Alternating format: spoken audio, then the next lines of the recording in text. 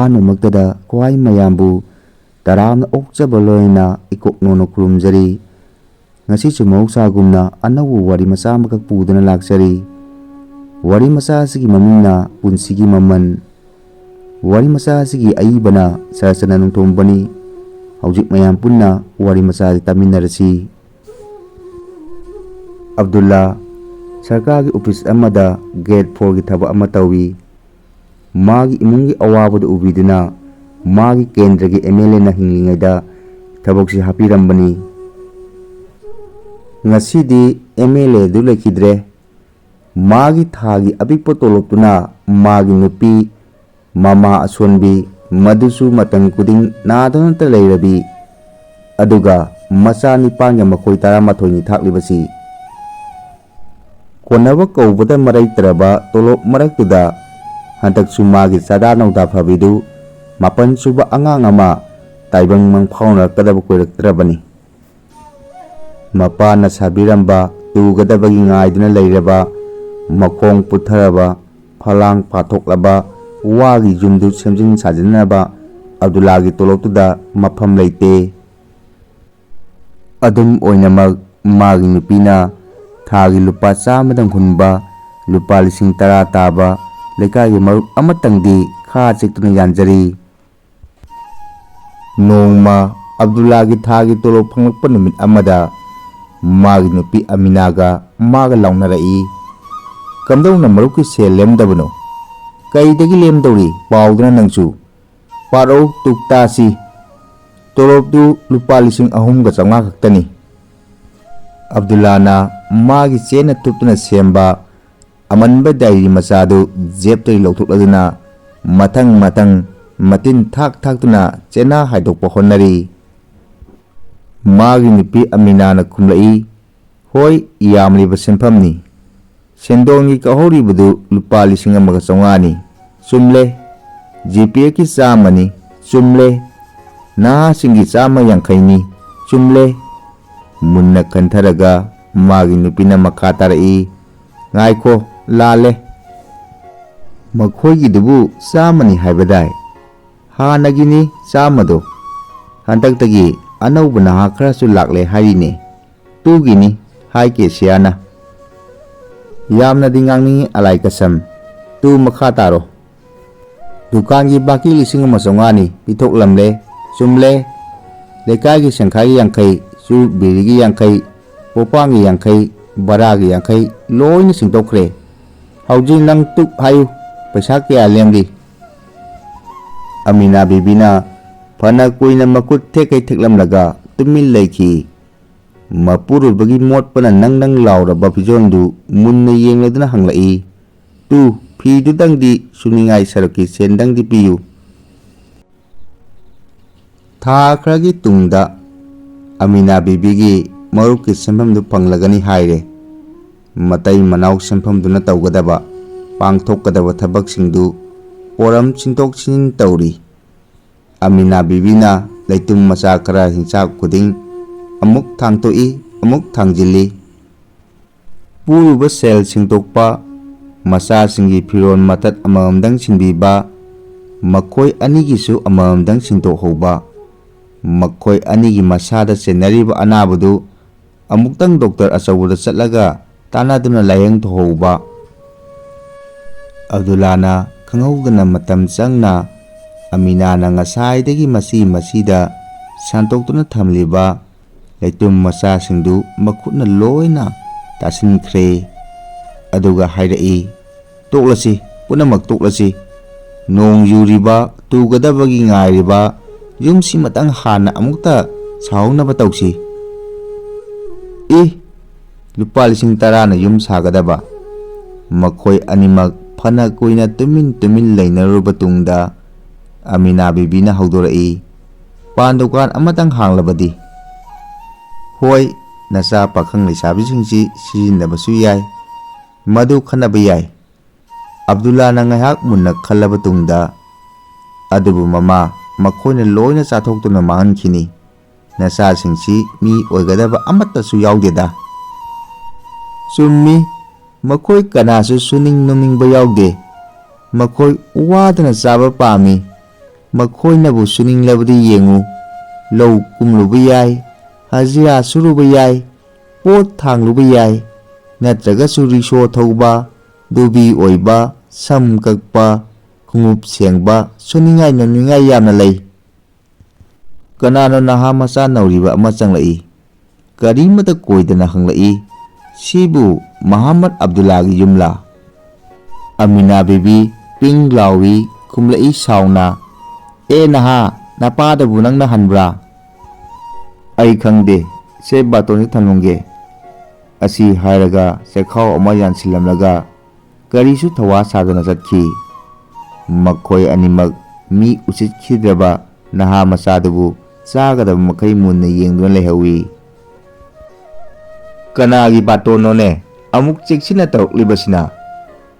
ꯑꯕꯗꯨꯜꯂꯥꯅ ꯆꯦꯈꯥꯎ ꯂꯧꯈꯠꯂꯒ ꯁꯦꯒꯥꯏꯗꯨꯅ ꯃꯅꯨꯡꯗꯒꯤ ꯆꯦꯗꯨ ꯆꯤꯡꯊꯣꯔꯛꯏ꯫ ꯃꯨꯟꯅ ꯌꯦꯡꯗꯨꯅ ꯂꯩꯔꯦ꯫ ꯀꯔꯤꯁꯨ ꯈꯪꯕ ꯉꯝꯗ꯭ꯔꯦ꯫ ꯃꯥꯒꯤ ꯄꯔꯦꯡꯅ ꯄꯥꯕ ꯉꯝꯕ ꯆꯦ ꯅꯠꯂꯝꯗ꯭ꯔꯦ꯫ ꯑꯗꯨꯅ ꯂꯩꯀꯥꯏꯒꯤ ꯃꯅꯥꯎꯁꯤꯡ ꯑꯃꯒꯤꯗ ꯆꯠꯂꯒ ꯄꯥꯃꯤꯟꯅꯔꯨꯏ꯫ ꯍꯜꯂꯛꯄꯗ ꯌꯥꯝꯅ ꯇꯥꯐꯤꯡ ꯇꯥꯐꯤꯡꯏ, ꯌꯥꯝꯅ ꯁꯥꯎꯅ ꯎꯏ꯫ ꯃꯥꯒꯤ ꯃꯇꯧ ꯎꯔꯒ ꯃꯥꯒꯤ ꯅꯨꯄꯤꯅ ꯄꯥꯈꯠꯆꯅ ꯍꯪꯂꯛꯏ, ꯀꯔꯤꯒꯤꯅꯤ ꯍꯥꯏꯕꯒꯦ? ꯀꯔꯤꯒꯤꯕꯨ ꯑꯣꯏꯅꯤ, ꯁꯨꯅꯤꯡꯗꯕꯁꯤꯡꯒꯤ ꯗꯤꯃꯥꯟ ꯂꯦꯇꯔ꯫ ꯀꯔꯤ ꯍꯥꯏꯔꯤꯕꯅꯣ ꯃꯗꯨꯕꯨ? ꯁꯦꯜ ꯄꯤꯌꯨ ꯂꯨꯄꯥ 50,000꯫ ꯏ, ꯂꯨꯄꯥ 50,000? ꯑꯂꯥꯏ ꯀꯁꯝ, ꯁꯤꯀꯤꯁꯨ ꯄꯤꯔꯣꯏ꯫ ꯐꯔꯦꯅꯦ, ꯑꯗꯨꯕꯨ ꯀꯗꯥꯏꯗ ꯁꯦꯜꯅꯣ ꯍꯥꯏꯕ? ꯑꯩꯅ ꯅꯪꯕꯨ ꯂꯩꯀꯥꯏ ꯃꯔꯨꯞ ꯌꯥꯎꯒꯅꯨ ꯍꯥꯏꯗ꯭ꯔꯣ? ꯁꯦꯟꯐꯝ ꯑꯃꯇꯪꯒꯤ ꯃꯅꯝ ꯐꯪꯂꯕꯗꯤ ꯍꯦꯛꯇ ꯂꯥꯛꯂꯤ ꯍꯥꯏꯕꯁꯤ ꯅꯅꯥꯗꯣ ꯇꯥꯔꯕ ꯅꯠꯇ꯭ꯔꯣ? ꯁꯦꯜ ꯄꯤꯌꯨ ꯍꯥꯏꯔꯛꯂꯤꯗꯨꯅ ꯀꯔꯝꯕ ꯄꯥꯔꯇꯤ? ꯏꯁꯂꯥꯝ ꯌꯥꯑꯣꯟ ꯀꯟꯕ ꯑꯃꯁꯨꯡ ꯆꯥꯎꯈꯠꯍꯟꯕ ꯂꯨꯞ ꯍꯥꯏꯕ ꯑꯅꯧꯕ ꯂꯨꯞ ꯑꯃꯒꯤ ꯃꯃꯤꯡ ꯏꯕ ꯃꯗꯨꯒꯤ ꯐꯥꯏꯅꯥꯟꯁ ꯁꯦꯀ꯭ꯔꯦꯇꯔꯤ ꯃꯖꯤꯕꯨꯔ ꯍꯛ ꯀꯧꯕ ꯑꯃꯅ ꯁꯍꯤ ꯇꯧꯔꯤꯅꯤꯁꯦ, ꯌꯦꯡꯉꯨꯅꯦ ꯅꯪꯕꯣ꯫ ꯈꯔꯅꯤꯒꯤ ꯇꯨꯡ ꯁꯛꯈꯪꯗꯕ ꯅꯍꯥ ꯃꯆꯥ ꯑꯃ ꯂꯥꯛꯈꯤ꯫ ꯃꯈꯣꯏꯒꯤ ꯑꯍꯜꯅ ꯊꯥꯔꯛꯄꯅꯤ ꯍꯥꯏꯗꯨꯅ ꯆꯦ ꯑꯃꯁꯨ ꯄꯤꯔꯝꯃꯤ꯫ ꯆꯦꯔꯣꯟꯗꯨꯅ ꯑꯕꯗꯨꯜꯂꯥꯕꯨ ꯑꯁꯨꯛꯄ ꯑꯊꯥꯞꯄ ꯆꯤꯡꯗꯣꯜ ꯑꯃꯗ ꯁꯦꯜ ꯄꯨꯗꯨꯅ ꯂꯥꯛꯅꯕꯒꯤ ꯑꯀꯟꯕ ꯌꯥꯊꯪ ꯄꯤꯔꯛꯂꯤ꯫ ꯑꯕꯗꯨꯜꯂꯥ ꯆꯠꯇꯦ, ꯄꯨꯅꯅꯕ ꯁꯦꯜꯁꯨ ꯂꯩꯇꯦ꯫ ꯃꯥꯒꯤ ꯅꯨꯄꯤ ꯑꯃꯤꯅꯥꯅ ꯄꯥꯈꯠꯄꯅ ꯈꯝ ꯊꯦꯡꯂꯦ꯫ ꯃꯥꯒꯤ ꯅꯨꯄꯥꯁꯤ ꯅꯍꯥꯁꯤꯡꯅ ꯅꯣꯡꯃꯗꯤ ꯁꯣꯏꯗꯅ ꯍꯥꯠꯄꯤꯈ꯭ꯔꯒꯅꯤ꯫ ꯑꯗꯨ ꯑꯣꯏꯔꯕꯗꯤ ꯃꯍꯥꯛ ꯁꯣꯏꯗꯅ ꯂꯨꯈꯥ ꯑꯣꯏꯍꯧꯔꯒꯅꯤ꯫ ꯃꯥꯅ ꯂꯨꯈꯥ ꯑꯣꯏꯍꯧꯔꯕ ꯇꯨꯡꯗ ꯃꯥꯅ ꯀꯔꯝꯅ ꯏꯃꯨꯡꯁꯤꯒꯤ ꯕꯥꯔ ꯄꯨꯝꯕ ꯄꯨꯍꯧꯒꯅꯤ? ꯃꯆꯥꯁꯤꯡ ꯀꯔꯝꯅ ꯊꯥꯛꯍꯧꯒꯅꯤ? ꯂꯥꯛꯀꯗꯕ ꯑꯋꯥ ꯑꯅꯥꯈꯤꯕꯤ ꯑꯜꯂꯥꯅ ꯉꯥꯛ ꯁꯦꯟꯕꯤꯌꯨ, ꯃꯈꯣꯏꯕꯨ ꯀꯟꯕꯤꯌꯨ ꯍꯥꯏꯅ ꯑꯜꯂꯥꯒꯤ ꯃꯐꯝꯗ ꯗꯨꯍꯥ ꯇꯧꯔꯒ ꯑꯃꯤꯅꯥꯅ ꯈꯨꯔꯨꯝꯃꯤ꯫ ꯈꯔꯅꯤꯒꯤ ꯇꯨꯡ ꯅꯣꯡꯃ ꯃꯤ ꯑꯆꯤꯛꯄ ꯑꯍꯥꯡꯕ ꯇꯟꯖꯥ ꯑꯃꯗ ꯅꯍꯥ ꯃꯆꯥꯗꯣ ꯂꯥꯛꯏ꯫ ꯃꯈꯣꯏꯒꯤ ꯋꯥꯕꯨ ꯊꯧꯑꯣꯏꯗꯕꯒꯤ ꯃꯔꯝ ꯍꯪꯂꯛꯈꯤ, ꯇꯛꯈꯠꯂꯛꯈꯤ꯫ ꯃꯥꯅ ꯍꯥꯏꯔꯛꯈꯤ, ꯑꯩꯈꯣꯏꯅ ꯍꯥꯏꯕ ꯋꯥ ꯇꯥꯗꯕ ꯍꯥꯏꯕꯁꯤ ꯑꯩꯈꯣꯏꯒꯤ ꯂꯨꯞꯄꯨ ꯁꯤꯡꯅꯕꯅꯤ꯫ ꯏꯆꯥꯁꯤꯡꯕꯨ ꯀꯔꯝꯅ ꯁꯤꯡꯅꯔꯨꯕ ꯉꯝꯒꯅꯤ ꯑꯩꯒꯨꯝꯕ ꯑꯃꯅ? ꯑꯍꯜꯕꯨ ꯀꯌꯥꯝ ꯀꯟ ꯊꯧꯕꯅꯣ? ꯑꯩꯗꯤ ꯑꯁꯣꯟꯕꯅꯤ꯫ ꯑꯩꯈꯣꯏꯕꯨ ꯎꯁꯤꯠ ꯊꯑꯣꯏꯗꯕꯁꯤ ꯀꯔꯤꯒꯤꯅꯣ? ꯀꯔꯤꯅꯣ ꯏꯆꯥꯁꯤꯡꯅ ꯄꯥꯝꯂꯤꯕꯁꯤ? ꯍꯟꯗꯛꯇꯤ ꯑꯕꯗꯨꯜꯂꯥ ꯁꯥꯎꯒꯠꯂꯛꯏ, ꯁꯦꯜ? ꯑꯩꯒꯤꯗꯤ ꯁꯦꯜ ꯂꯩꯇꯦ꯫ ꯄꯩꯁꯥ ꯑꯩꯅ ꯁꯥꯕ ꯉꯝꯗꯦ꯫ ꯏꯆꯥꯁꯤꯡꯅ ꯆꯦꯗ ꯀꯂꯝꯅ ꯍꯦꯛꯇ ꯏꯕꯗ ꯂꯥꯏꯕꯗꯨꯃꯛ ꯑꯩꯒꯨꯝꯕ ꯂꯥꯏꯔꯕ ꯑꯃꯗꯗꯤ ꯑꯗꯨꯛ ꯌꯥꯝꯕ ꯁꯦꯟꯐꯝꯗꯤ ꯄꯣꯛꯄꯗꯒꯤ ꯏꯃꯤꯠꯅ ꯈꯛ ꯎꯖꯔꯛꯇ꯭ꯔꯤ꯫ ꯃꯔꯩ ꯃꯔꯥ ꯇꯧꯒꯅꯨ ꯑꯍꯟ, ꯂꯩꯔꯦ ꯍꯥꯏꯕ ꯈꯪꯗꯨꯅ ꯍꯥꯏꯔꯤꯕꯅꯤ꯫ ꯂꯩ ꯈꯪꯕꯗ ꯄꯨꯈꯤꯕ ꯌꯥꯒꯅꯤ꯫ ꯃꯔꯩ ꯇꯧꯅꯕ ꯂꯥꯛꯄ ꯅꯠꯇꯦ꯫ ꯂꯩꯄꯥꯛꯀꯤꯅꯤ ꯑꯩꯈꯣꯏꯅ ꯇꯧꯔꯤꯕꯁꯤ, ꯅꯈꯣꯏꯒꯤꯁꯨ ꯁꯔꯨꯛ ꯌꯥꯎꯔꯤꯕꯅꯤ꯫ ꯑꯩꯈꯣꯏꯒꯤ ꯂꯅꯥꯏ ꯅꯠꯇꯦ꯫ ꯍꯧꯖꯤꯛꯀꯤ ꯆꯤꯟ 12 ꯃꯦꯟꯕꯗ ꯋꯥꯕꯅ ꯈꯝ ꯊꯦꯡꯂꯤꯕ ꯑꯩꯉꯣꯟꯗ ꯅꯈꯣꯏꯒꯤ ꯂꯩꯄꯥꯛꯀꯤ ꯋꯥꯐꯝ ꯆꯪꯗꯦ꯫ ꯁꯦꯜꯁꯨ ꯑꯅꯥ ꯄꯛꯇ꯭ꯔꯦ꯫ ꯆꯈꯥꯎ ꯍꯥꯡꯂꯤꯕ ꯃꯤꯅ ꯂꯩꯄꯥꯛꯀꯤ ꯋꯥ ꯈꯪꯂꯣꯏ꯫ ꯏꯔꯩꯕꯥꯛꯄꯨ ꯅꯨꯡꯁꯤꯔꯤꯕ ꯅꯈꯣꯏꯅ ꯑꯗꯨꯃꯛ ꯅꯨꯡꯁꯤꯌꯨ, ꯑꯩꯈꯣꯏꯗꯤ ꯉꯝꯈꯤꯔꯣꯏ꯫ ꯁꯥꯎꯔꯕ ꯅꯍꯥꯗꯨꯅ ꯅꯣꯡꯃꯩ ꯃꯆꯥ ꯑꯃ ꯃꯕꯨꯛꯇꯒꯤ ꯁꯠꯇꯣꯔꯛꯏ꯫ ꯙꯞ ꯇꯧꯔꯗꯨꯅ ꯍꯥꯏꯔꯛꯏ, ꯁꯦꯜꯒ ꯄꯨꯟꯁꯤꯒ ꯁꯤꯟꯅꯔꯒꯦ ꯈꯜꯂꯤꯅꯦ ꯑꯍꯟ꯫ ꯅꯣꯡꯃꯩ ꯃꯆꯥꯗꯨ ꯀꯣꯔꯣꯛ ꯀꯔꯥꯛ ꯈꯔ ꯁꯥꯟꯅꯗꯨꯅ ꯀꯦꯜꯍꯜꯂꯤ꯫ ꯄꯨꯟꯁꯤꯒ ꯑꯣꯟꯅꯍꯧꯕ ꯑꯩꯒꯤꯗꯤ ꯁꯦꯜ ꯂꯩꯇ꯭ꯔꯕꯅꯤꯅ ꯀꯝꯗꯧꯅꯤ? ꯍꯥꯠꯀꯦ ꯇꯨꯞꯀꯦ ꯅꯈꯣꯏꯒꯤ ꯅꯅꯤꯡꯅꯤ꯫ ꯅꯍꯥꯗꯨ ꯙꯞ ꯇꯧꯔꯛꯏ꯫ ꯄꯨꯔꯛꯂꯤꯕ ꯅꯣꯡꯃꯩ ꯃꯆꯥꯗꯨꯗ ꯀꯔꯤ ꯀꯔꯤꯅꯣ ꯈꯔ ꯍꯥꯞꯇꯣꯛ ꯍꯥꯞꯆꯤꯟ ꯇꯧꯏ꯫ ahanduna magi mataudu yamna hainadana yengluraga tapna hairei. Ichagi daktu ipa yengba yamna ware. Kaake hairabadi hekta kaplone kaidauge. Nahado khangsau saugalai. Nongmai masado tiga chinglaga ahandugi subadan lamladuna. Kantha kalingnaba nakoktu chaiba taredana. Madu ubada ngasai makai lumduna tarambi Amina baby. Lawai luton satkre. Kangawduna laroki. Ngaiku isacha mabu hapiganu. Asi hairaga chinsilakpada masa lumbaga bakhatkibaga thongjinda lawsinduna phiyam chadana tubadai wanthaduna taki. Ik tawduna sor thinglammi. Maduna makhoi anigi saganaramba I nemthananaba maram oiki. Nahaduna ahaldugi subadagi namlamba nongmai lauthoklaga hairei. Hayemak sel suna thamlamu ngasigidi chatle. Thunamak nahadu amam marakta chingmang naki. Abdullah na Amina wa chinsilaktuna kongkhotlare. Ising lauraduna makokta thabire. Amina na tamna gyan tarai. Mathangi nimittugi damak Abdullah matai manaw wa tanarami. Amina na hairei. Maruki sinfam tu piro hainaramle. Lupa lising taraduna kaidawnani mama. Madu pirabadi soidana yagani khalida. Pamdi pamukreda mama. Thawaiga selgabu matiknaba yabarane moi baba. Seldi amuk talaga phangba ngamgani. Thawaidi hakchangdagi paibu paikrabadi khak halaklaroi. Amina baby tumina ngayak laiki. Mamita ira seladuna mapurobagi maksilaklawa maithong yengladuna makha tarai. Hawjikpu moi babana aibu thadoklamlaga chakhrabadi. Dunia sida aina kanawa yengduna lehawgani. Ai ngamloi aina punamak phananaba singani. Aina ngangnagani. Mathangi nimita nahaduna wafamduda sungya yaba ngamloi haraki. Amina babygi mahuta ahaldu oina putro haiduna kanna taklaki. Abdullana mangak kanbagi damak makoibu usit thawoidabagi damak patibu singnarakpagi damak makoina taliba senfam lupa lising kunthra natraga magi thawai anisidagi apamba ama numit humnigi manungda khangadawni hayamlaga nahaduna lupa lising taradu Amina baby tamna langsilamlaga thudamak chatkhi. Khara dagi onthokna luchilaklaba wafamduna Abdullahbu ahing chupa tumankhide. Thoro onduna phamungda khangki. Nongalamdai ngahak tumthararo male. Yahorakpada pung 7 taramdaure. Abdullah taping hawgalaga ayukki mathau lusinanaba honari. Wafamdu magi koktagi saikro haiba sukya yadawgumle. Chatle chatna sure suna chare chana tumle tumna maduda khanduna maraire. Abdullahna wafamji office maga thabak tawminariba amu machara tami. Masi manade haidoki khandabani. Adubu miyoibagi wakhalgi mami maithongna tai haibadamakni. Abdullahna nimit kharani sida onthokna nungsuk nungjana leibadu ubadagi amu machana hanglakibani. Mana puriba maithongda mami tariba awawa pulumdugi maramda. Amu machachu gate 4 oiribani office tuda. Madi laik yamna haina taki Abdullahna. Adunabu khabar kagas office tuda lakpa se phongching English Hindi taktuna pai nungti nimit kudingi. Nongmagi pau kuding madi loina khangba ngami. Amu machana hai. Makoi naharonsi asengba sengdaba makhal ani thokli tada. Aduna sel pangna hek pithokpa yade. Kupna thiba changi. Abdullahna langtakna hanglai. Adubu karamna asengmani sengdabani thigadoribano. Amu machana khumlai. Tadagida lakliba nahadu asabasu oiramba yai. Asengbasu oiramba yai. Nongmaidi pai haibadai. Pairai. Asengbasu nongmai pai. Asabasu nongmai pai. Aikoina talibase maruduni. Asengbagi marusu misi. Asabagi marusu misi. Asengbasu sengdabasu karibu khetnaribagi inaoibungo. Nongmaidudi asengbara asabra. Madubu aina karam khangduni. Amu machana ngahak tumin khali. Sel demand tawusu mathanda lakpa nongmaina subara namlabusu kaplamdaba.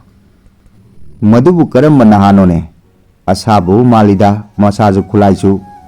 Thabakti suningdaba ahawba phajabadi chaning seningba Migi maran uraga matin taba naha mayam ama ukula tongna yamna leidaine.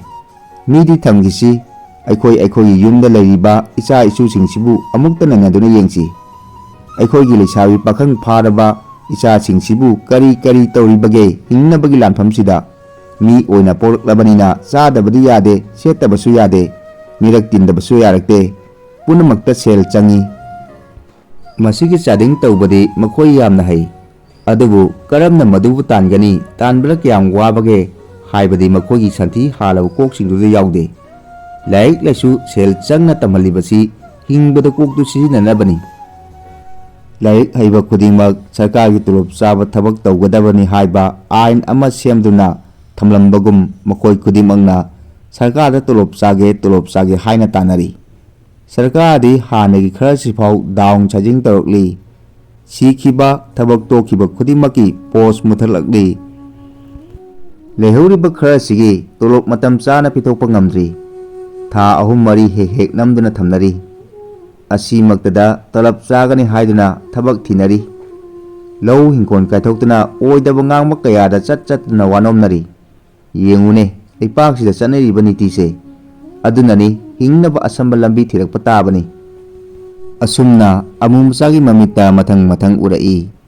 Upista thabak tawriba mathau masak khangdraba nupi nupasing sarkarda thamkhiba isagi GPF tanabada changhaliba matam tingliba khas office thengna karaga nganna hanariba asa sen phangri makai khut thariba file sing asina singba asoiba kayagi maramda amumacha be pass tawraga matang kuina thabak phanglaktabadagi magi kendragi MLA na nungsibiduna thabak changbagi chahi henkhibadagi andra mitiki certificate ama pothok alaga Gate 4 gi thabak sima hapi rakhibani. Matamdu magi lejaba lau pari ama wanom selda tumkhraba matungdani. Mamanaba laik taminarakpa kaya ama officer oikhrabani. Unamak marai bakini khanduna kanadasu sauruba leite. Irak naraba mina isingda tautharakpa ikadasu lami haibagum. Mayumsu pansilu masasu matang ahum sujilak hainingai leitana waki matam amada amumacha. Ngasi mana mangda fawa khaludraba Gate 4 gi thabaksina masabu amadi matu macha singbudi yokpa thakpa warabasu nungaina hingjanab upai oirari fare haina khandokle. Amumachagi haukraba punshigi wari taraba tungda Abdullahna hanglai channupi amadi angangsingdi kari tawri. Ai wanomduna sarkargi thabak sungtau taholori khankhibadagi icha singdu sarkargi thabak tawbagi asa tawnadre. Ahaldu BSc loire lau maraktu mana uri anek chabi hek tawi kenen mayanina kudong yamna chai chahi amada phobot chamani fu cham yankhaidi hek kaba ngami tada. Abdullahna mamit khanglang langkhat aduna ngakna amumachada yenglai makoi nalaga hanglai oi brane amumcha yam khreda phaudo. Asumbani tada haujiki laik laisu hairaba nahasingna makhogi gyan lausing sizinaduna anauba technology gi lau pathap sizinaduna afaba maruna thakyo posingdi mahi marong chumi phautok chathok lei suningai choi oide. Mana haujik posan amatangi asa kanna tawri aina su bank ta loan thari handak thada pigani hairi maduma pairabadi teller amaga hapsin bangamlabadi sahi supa leptana sen tanma yaragani tada. Amumachagi imungi nungairaba warida Abdullah maya kaduna tari makha tana hanglai ichannupiga atai angangsingdugadi nachannupiduna ai awabaski mateng oinaba haiduna aikhogi layak machinduda hotel loi panduka loi hangduna tek famli. Nongmagi nga thum hinjang napigi wasima ai kaure tada. Pi macha yai madu home science ta honors graduate ni designing in training makha tana tawri.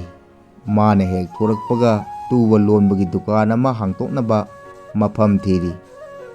Makhadumadi sangkakpa style semba migi kokta yenglaga sem sabasi onthokna haikre aduna madi achauba hair cutting solution amadi yaukre. Tha taruk phare tolop leite. Mana nongmuda talubadugui tangkhai ama magini. Film star ani ahumdagi koki sam semkrabadi nongmagi adum yare hai tada. Atonbidu kumsi 12 thakre. Phol haidoktri. Madum tangdi laiksu fai makha semkini hairi mabungsing machesingna. Amumachagi imungi warida Abdulladu fana koina sumdana pukibugumki. Punsi haibasi honabagi makha asuki matik pon boire kanki. Mag sor fuin holai. Amumachana tatana haiba wa amadi. Aikoi miyoibana imung amada waribasi amakakna suraga tarana makut makang lonsinduna leiraga ya kakatuna ngaiba sini. Achumbani Kalen gi laikakpu ising pun kayana thangadage. Mi kudimakna masa masagi pukidamak kariguma khardi su nonggadabani. Adudata imung amana ing tapna hingba ngamgani. Miyoibada isona perekliba gyan lausing haiba simuk athoiba khulai ama laitrabani. Masina miyoibana jiba punamaki mapu oiba ngamni. Anauba bigyana puthokliba ang pochaising mobile phone, television, computer, fax, missile isona salomba amata natte.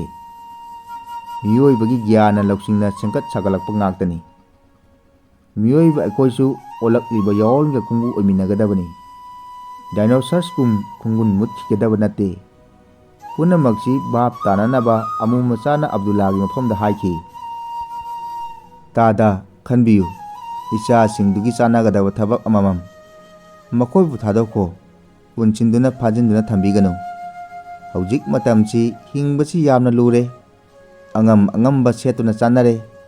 Tadagida lakliba nahadusu magi hingbang ngamnanaba honaribani. Magi angamba sakti sijinnaribani. Mayoknaba tabani. Karino desa upai sijinnagadaabani. Nongmada pokpo machanabu aniyak siba yabarane tada. Abdullah thunamak mayumda halakhi. Matang kuina punduna kuru tabugum tachinduna leiramlaba magi kok adu ngasidi khanguduna langjil ama phanglapagum lei. Tangna phanglakliba langjin adugi manadu pairaduna Abdullahna tamna chingthokpu honarai. Haiba illaba amagum ningai chaki thoina tawduna kuru taraba maraktudagi langla adu mari thoraklei. Abdullahgi maithongda momon minok amana laitenglai khangogduna. Awubasingna urabadi mabu angaubani haigani soidana. Marukki senpham lupa 10,000 adugi sizinafam puturai. Machanupa ahan Ramanda lupa 1,500 pigani. Machanupi ahan Fatimada lupa 1,500 pigani. Machanupi Yaima Nasimada lupa 1,500 pigani. Machanupa Yaima Kadrida lupa 1,500 pigani. Machanupa ahum suba apikta lupa 1,500 pigani. Mamada lemhauriba 2,900 sinagani. Senphamsing aduna haudokchin ohelaga magi mabuk puba ngamnaba honaba aduga pikliba manausingbusu chauri phawa yengsananba asinachingba. Adudi naharongi sendi hanana pirure laudre langthorakre. Haujik makhoigi senpham leite. Piningai hinsapto yaudre. Raman risho thoraga sen tangani. Yaima mujigi dukan phangani. Apik dobigi thabak tawgani. Fatima pan dukan phangani. Nasima hotel ama hangani. Mamana yen amadi yirum lalongani. Aremba matamdana hinjang napisu lalongani. Karbada lairakpa awat apa masana pulangduna honajagadabani. Wafam machi makhogi imung khupna kayak khanaraba tungda yanaduna rai tanakhibani. Loinana senphamsing adu makhogi khutta thunamak thabakta onthoknaba sinakre. Tauriba punamaksida Amina bibi nangakna hanglakhi. Nahagi duna kamdauba moi paba. Leire nahagisu Abdullahna karisu thawa sadana makha samdarai. Aina makhogisu pinanaba thamle. Amina na mapuroibada ngakna yengladuna lei. Abdullah imungi masi amada matomda tumin phamli. Ma wakhal yamna khalli. नुमित्तुनी नहादुना सेन थलमु हारंबदु मीगी मरनबु नम हादुना लौबदा मखोई करीसु हलेंदे सेल खरगिदमक मथवाई पामुदना लाकपसु ngamli अरैब खरा पीरबसु याद्री मखोगी मरन तोनखिबगुम तत्तना अकन अरिंग सक्तुना nganglari singnarari aduga aikoina iran leitana maran mapot pharaba migum tukthaduna leiri lotli kiduna cheli makoina di migi maran launaba honabada siba kidraga sensu leijadraba ainadi piba ngamdabagidamak siba karigi kiruni lairaba aina sibabu kiruningai kamarang karisu leite siba kibagidamak pangdu oigadabagi saruk makoyu para tambibada sidokibana saruk cham hena fai Abdullana makutta pairiba jusai aduda sangtik yenglurba tungda khalai phana lingliba khulaini masinabu lejabi thaduna amuktang lawaida santhabada suningai oide jusai do kachinda chiksina thamkhre aduga nahaduna lakpuda khorang ngaiduna leikhre matang asida wari asi lusinjari khwai punama puthagatsari